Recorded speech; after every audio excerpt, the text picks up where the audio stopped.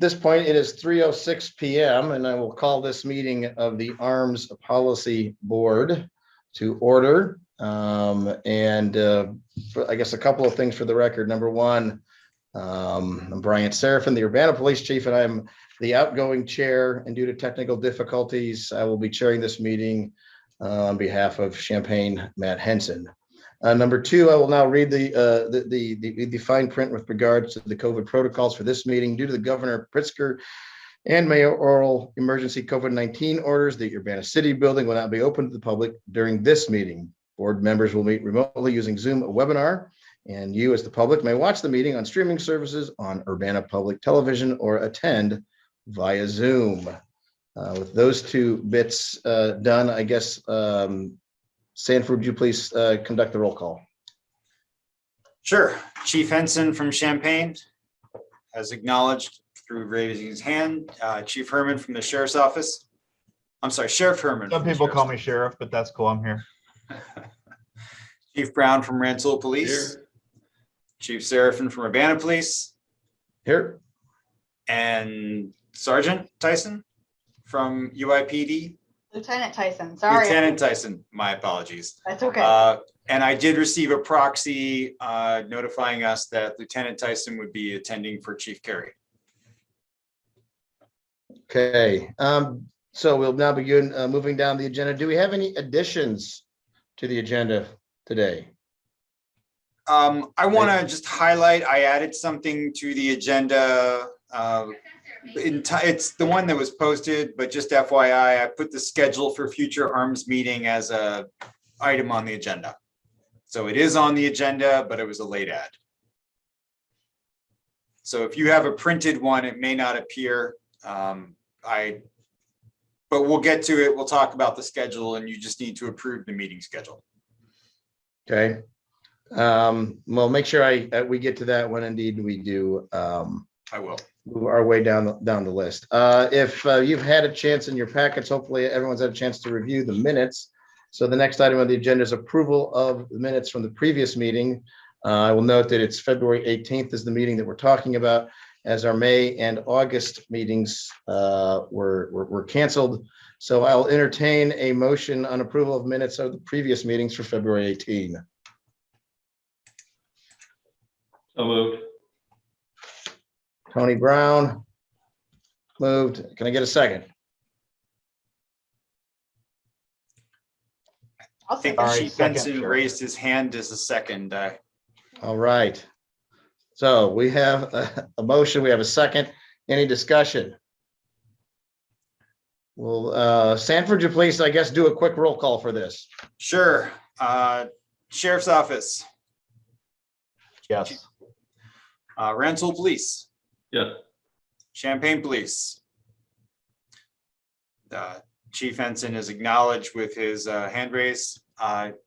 University of Illinois Police Yes, please. and Urbana. Yes. Okay. Next item is public input. At this time, I do not see any attendees attending via Zoom. Sanford, are there any email or other communications we need to read into the record? There is no communication. Okay. The Then only, we will move I'm on to sorry, item let me number- rephrase that. Sorry. The only communication was the proxy notification letting us know about Lieutenant Tyson. Very good. Then we will move on to item number 5 on the agenda, staff report. Sanford? Yeah, the staff report is very minimal. Just kind of summarizing where we're at these days. Tim has been, picking up minor issues, setting up new officers as needed. But to the greatest extent possible, we have transitioned our energy onto the new RMS from ARMS. Tim, do you feel like there's anything worth noting in terms of recent work? Just to note, all agencies have been certified for NIBR submission. I've gotten all the data from the agencies for January through April of this year submitted to the ISP. I've just been doing a month at a time. There are some cases, that need a little bit of work to them still that I know the agencies haven't had a lot of time to work on those, and I haven't had a lot of time to advise them on what to do with those, but those have all been cataloged. We will have to recertify again when we move to the new RMS software. So we'll be dealing with that. I think they'll require just 2 months of data at that point for recertification. We're the first Illinois customer for Tyler to be using this new software for the RMS. So they will have to, even though they've gotten certified in other states, they haven't gotten certified with Illinois quite yet, I don't think. But we're just kind of trying to keep the wheels on the wagon with ARMS and deal with minor issues as they pop up and keep things rolling and try to devote most of my efforts into the new RMS and converting the ARMS data into the new RMS so it'll be available at startup. Tim, That's do you want pretty to talk about that for a little bit, just for a moment, sort of set expectations with everybody? I mean, so that the chiefs, they may not hear this from the RMS meetings, but I think it's a good topic to talk about how the ARMS data is going to move forward. Yeah, we're actually planning on bringing almost everything that's in ARMS forward, all the history. I think we're going to cut out the name records for people who don't have any association with any kind of case, ticket, etc. But we're working with Tyler to try to match up everything as closely as we can. Certainly everything won't be there because the new system doesn't have 100% of what we have in ARMS, but it has most of it. They're getting ready to do their first conversion test first part of December. We're positive it won't be complete because they haven't gotten through everything yet, but we're just going to take it one shot at a time. They'll have 4 different waves of conversions. The goal is to have the data converted at go live, which is going to be April 5th of 2022. Pretty aggressive date, but that's what we're all shooting for. Okay, thanks, Tim. Sure. And also one other side note is field report data. We currently keep field reports separate from records now in ARMS. Those will be blended to where field report data is only temporary until it is moved to records, and after that it'll be automatically purged at a future date, whatever the agencies decide. Tyler says it's typically only for maybe 2 or 3 months, and then everything can be done in records from that point on. Okay. All right. Well, from a staff report perspective, the other, apologize, let me get my agenda up in front of me. No, it's not under staff report. It's under the and the new business. So that's all we've got for a staff report. Okay, thank you. The let's see, reports of committees and officers. We have none. Okay, looks like under number 7, unfinished business. Doesn't look like there's anything listed on the agenda. Is that still correct? That's correct. Then we will move on to number 8, new business, and it looks like listed there is the ARMS report for FY21. All right, so I sent this out ahead of time, just a reminder to everybody, this is something that the ARMS agreement requires us to publish. So it's a very short summary. From a perspective of ARMS programming, there were 2 main tasks. Apologize.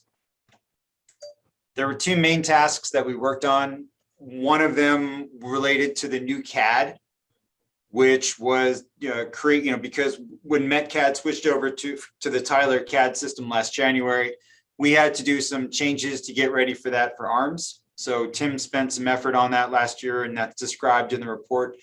We wound up hiring a consultant to do it. It was $2,400, and in my opinion, the best $2,400 we ever spent. So that was a good effort that wound up with a workable solution that actually benefited not just ARMS, but other agencies as well. The other effort that we did, obviously, was the NIBRS stuff. And it was a big task. Not going to even try to begin to describe all the work that Tim put into that. But I think the most critical aspect is that, as Tim noted, you have all been certified NIBRS compliant. which is, it's important. I think Tim's note is also important that you'll need to be recertified with Tyler.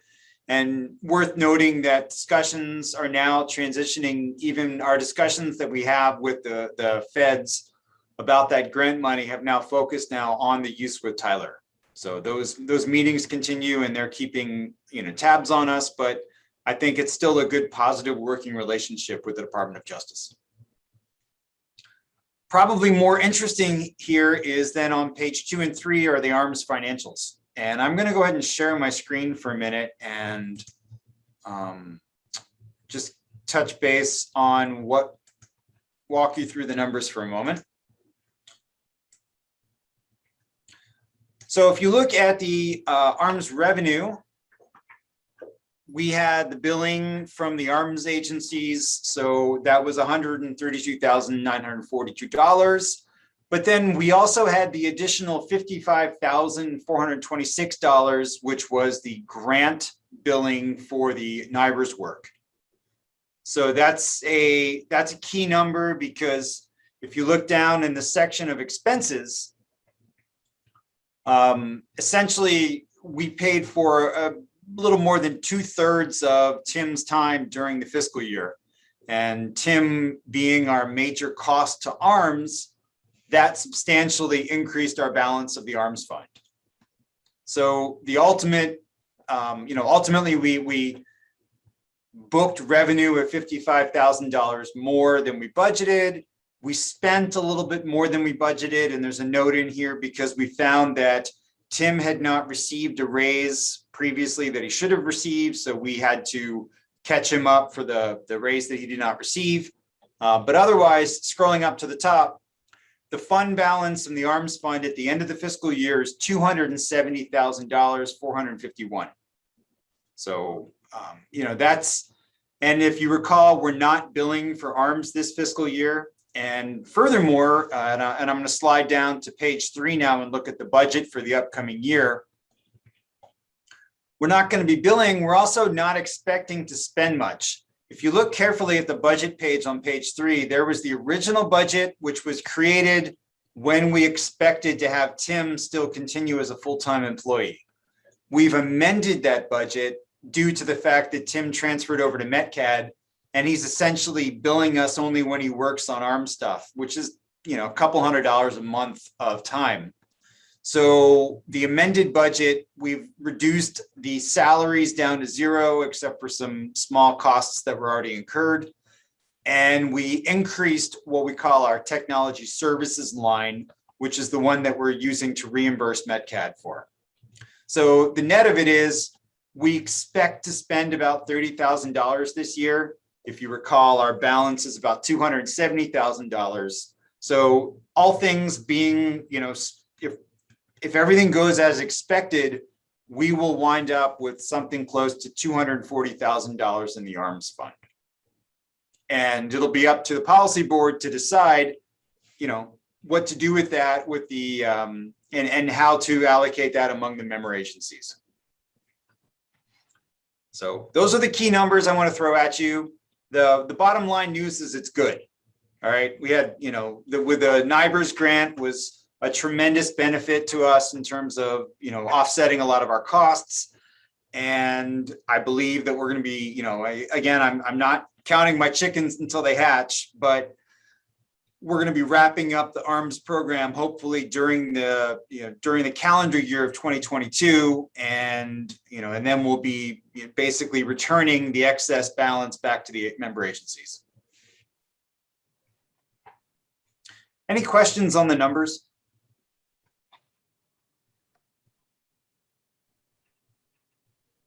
Okay, then seeing none, I think what we need is a motion to put the annual report on file. Okay, so I'll entertain a motion to put the annual report on file, please.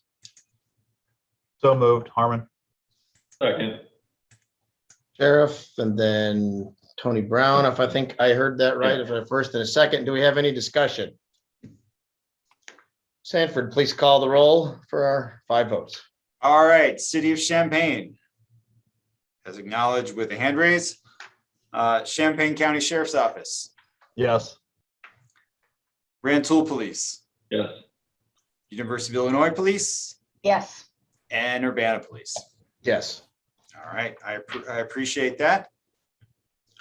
So that brings us to the next item under new business, which again was on the posted agenda, but possibly not on the one you have printed in front of you. The meeting schedule for the upcoming calendar year, we will stay with the current schedule of the third Thursday of every quarterly. So it'll be February 17th, May 19th, August 18th, and November 17th of 2022. Those dates, of course, assume that the arms program continues. Should we, for example, be done with the arms program after the April go live, then we will, once we resolve the finances of the arms fund, we would cease meeting and this board would cease to exist.